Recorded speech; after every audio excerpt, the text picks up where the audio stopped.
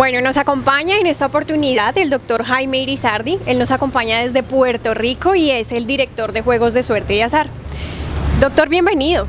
Muchas gracias, Luisa, y gracias a todo el público de Medellín, que nos ha aceptado con mucho cariño, con mucho afecto, nos han dado ese calor latinoamericano que solamente nosotros sabemos dar y nos sentimos sumamente complacidos en esta cumbre. Y este calor también físico. No, aquí comparado con Puerto Rico, aquí hace fresco, ¿no? Bueno, así que pues estamos nada, muy acostumbrados y nos sentimos muy cómodos, como en casa. Bueno, para iniciar nos gustaría conocer un poco cómo está el sector de Juegos de Suerte y Azar en su país.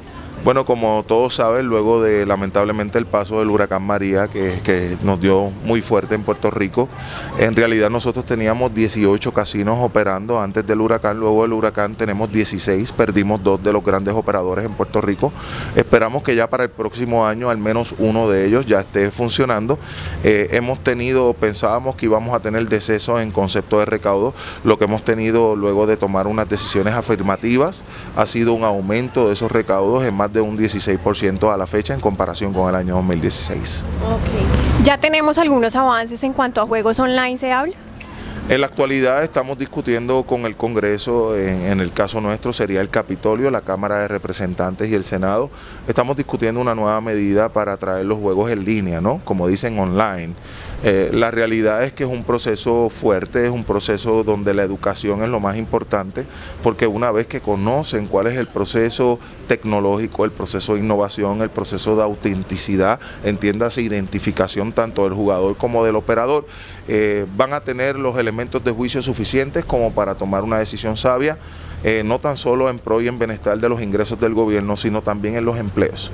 En Latinoamérica, al igual que en el Caribe, la situación de empleo, dada la globalización, cada vez va en deceso y entendemos que una medida cautelar podría ser este tipo de inversión.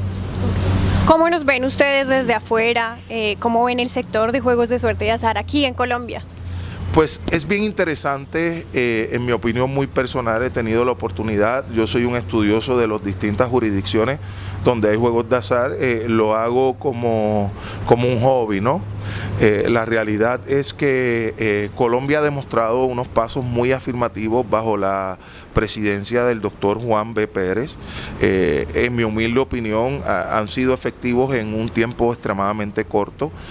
Creo que Coljuegos ha hecho una labor en estructurar un sistema que sea efectivo en cuanto a recaudos para el gobierno.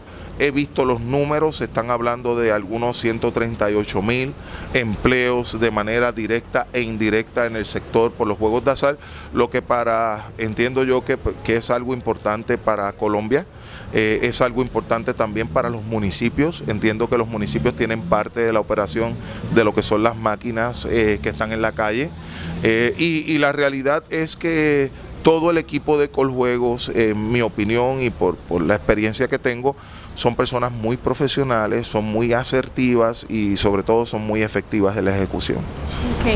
Aquí tenemos un problema muy grande y es la ilegalidad. En Puerto Rico, ¿cómo se maneja ese tema? La ilegalidad es, la corrupción es algo natural en el hombre, no es algo específicamente de un sector. El estigmatizar que un sector efectivamente es más corrupto porque hay juegos de azar o porque hay X o Y acción, en realidad no compone nada. Yo estoy convencido de que el gobierno tiene la obligación de trabajar en contra del juego ilegal. Estoy convencido que a la medida que las personas se den cuenta que cada dólar, en el caso de Colombia, que echen en una máquina ilegal o que jueguen en una apuesta ilegal, es dinero que le están negando a la salud del pueblo colombiano. En el caso de Puerto Rico, nuestros ingresos van hacia la Universidad de Puerto Rico y le damos estudios gratuitos universitarios a todos los jóvenes que así tienen el deseo de entrar a la Universidad de Puerto Rico. No tienen que pagar ningún centavo. Y eso es parte de lo que es la ganancia de los juegos de azar. Así que solamente me atrevo a decirle al pueblo colombiano que es un pueblo afable, que es un pueblo trabajador, que es un pueblo bueno, no participen del juego ilegal. Le hacen un gran daño a la sociedad, pero peor aún, le hacen un favor a aquellas personas que les gusta lavar dinero que provienen de fuentes que no son fuentes legales. La realidad es que aquellos que se dedican a actividades, y voy a generalizar, que son ilegales, encuentran en este tipo de juego ilegal la mejor manera de lavar sus activos y la mejor manera de empañar la imagen de un país. Doctor, para finalizar, ¿cuál es la importancia de participar en este tipo de eventos como la cumbre? La importancia es que tenemos la oportunidad entre los reguladores de poder discutir las situaciones que a cada uno de nosotros nos ocurren, de poder compartir soluciones a la misma vez. Tuve la oportunidad de ayer estar en una reunión donde hubo operadores, proveedores de servicio a la misma vez que estuvimos reguladores. En Puerto Rico eso no ocurre, no se permite por leyes de ética tener ese tipo de compartir.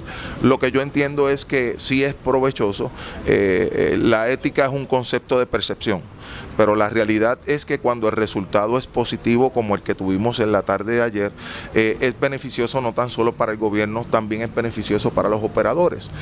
La realidad de todo esto, o el punto final que estamos tratando de conseguir como reguladores, es que los operadores, frente a los retos y a las situaciones que enfrentan dentro de la industria, en vez de solamente nosotros ser reguladores o fiscalizadores, veamos también un espacio para ser facilitadores, que podamos conseguirnos en facilitadores de una industria que genera empleo, de una industria que genera ingresos y de una industria que está en el mundo tan y tan fiscalizada que luego de las instituciones bancarias vienen los casinos en términos de regulación.